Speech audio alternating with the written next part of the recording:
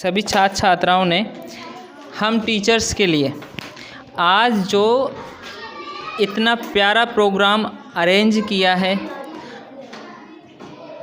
हमारी तरफ से, पूरे स्टाफ की तरफ से और मेरी तरफ से आपको आपका बहुत बहुत आभार, धन्यवाद।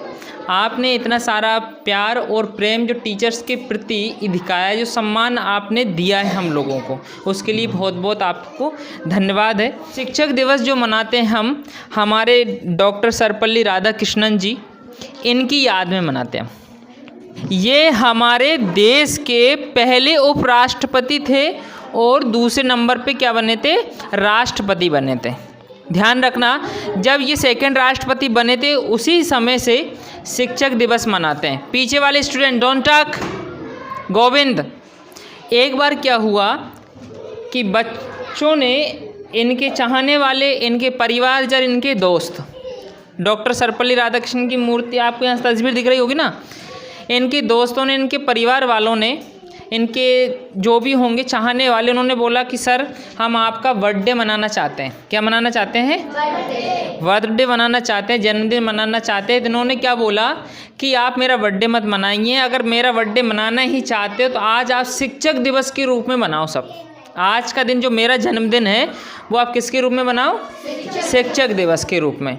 तो तब से इनका जन्मदिन है, इनके जन्मदिन के दिन हम सब क्या मनाते हैं? शिक्षक दिवस मनाते हैं। क्यों मनाते हैं? ये भी क्योंकि ये इनका शिक्षा के क्षेत्र में बहुत बड़ा योगदान। ये पैसे से क्या थे? स्टार्टिंग में शिक्षक रहे, कई बड़ी बड़ी यूनिवर्सिटीज़ में इन्होंने प्रोफेसर के काम किया।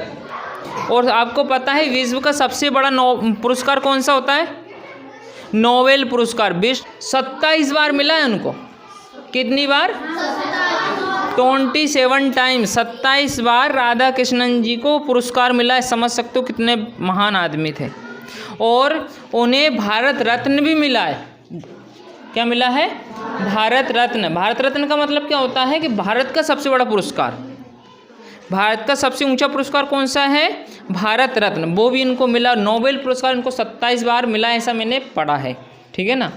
स्टूडेंट्स पूरी सारी चीज़ें कहाँ सीखता है? स्कूल के अंदर सीखता। पहली तो गुरु कौन होती है?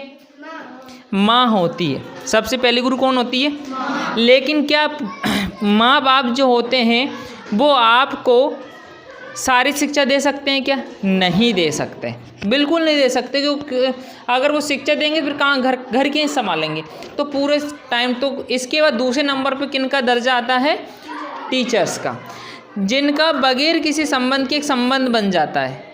वो आपके गुरु हो जाते हैं, वो आपके कहीं ना कहीं मित्र भी हो जाते हैं, सहपाठी हो जाते हैं। वो आपकी सभी जो भावनाएं होती वो समझने लग जाते हैं और आपको गलत की तरफ से मोड़कर सही की दिशा मोड़ देते हैं।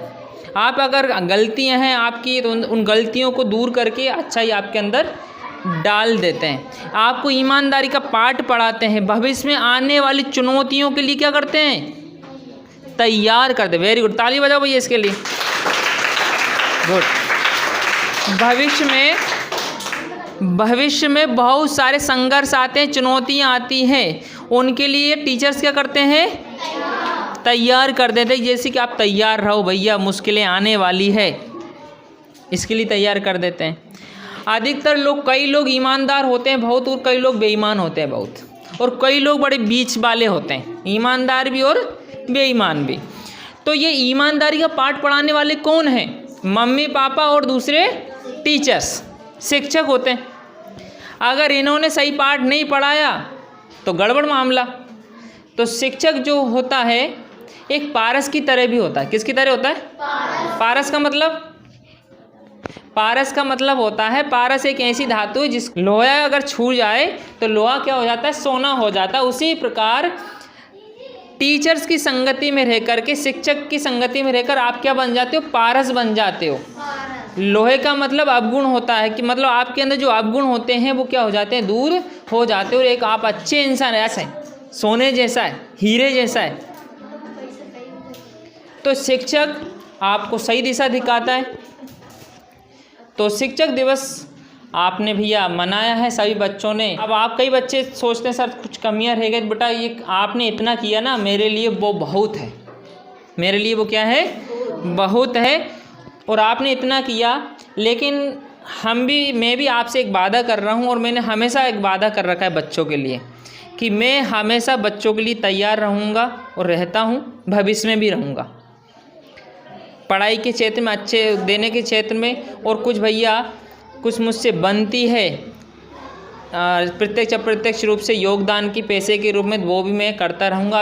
अभी तक यहाँ से कोई सैलरी नहीं, जिस दिन मेरी सैलरी आएगा उसका कुछ परसेंट आपके नाम पर मैं आपके हिस्से का मैं अलग रख दूँगा। इतना मुझे आप वादा है, जितनी मेरी सैलरी बनेगी उस सैलरी का कुछ परसेंट मैं पहले ही हटा करके आपके काम में आने वाली वो सामग्री हम लेके आएंगे, या फिर जो भी आपके लिए उचित होगा वो पैसा उस क्षेत्र में मैं लगाऊंगा मेरी तरफ से।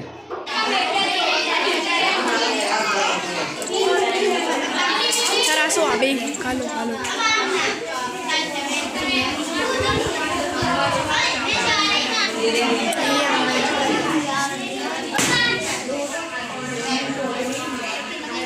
तो नहीं है इसकी वजह से।